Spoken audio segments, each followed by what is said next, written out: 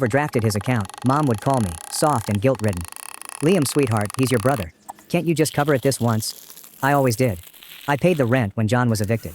I paid the insurance for his car, which he drove to parties while I walked to work. I bought groceries, paid our parents' property taxes when they fell behind, and still managed to pay for night classes to earn my electrical system certification. All the while, John spent his days in the basement, working on music and doing nothing productive. What is the worst part? He did not even pretend to be grateful. He acted as if it was owed to him.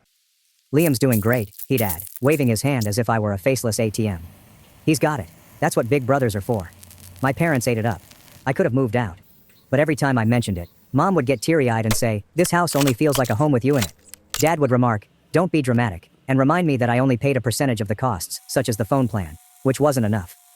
What about John? He'd smirk and say, "Why leave when you've got it so good?" Yes, I had it nice. I was working 60-hour weeks and barely seeing daylight, while my brother borrowed money from me to buy new headphones.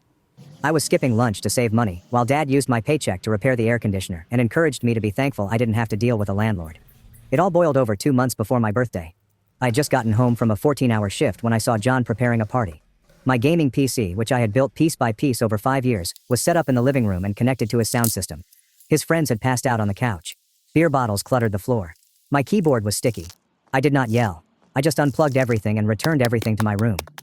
The next morning, Mom gave me a lecture. "You embarrassed him," she continued, her tone caustic.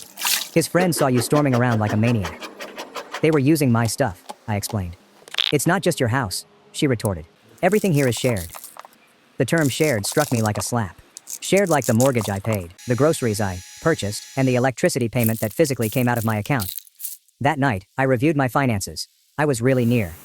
With just a few more months of savings, I'll be able to leave for good this time. Then John had a wonderful new business idea: cryptocurrency trading. He invested $25,000 from his school loans, which he had no intention of repaying, and lost everything in 2 weeks.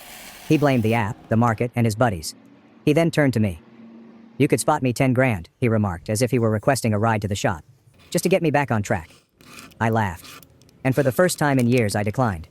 That's when the tone changed. I wasn't dependable anymore. I was selfish, ungrateful, elitist. "You think you're better than us now?" Dad inquired one night after supper. "Just because you've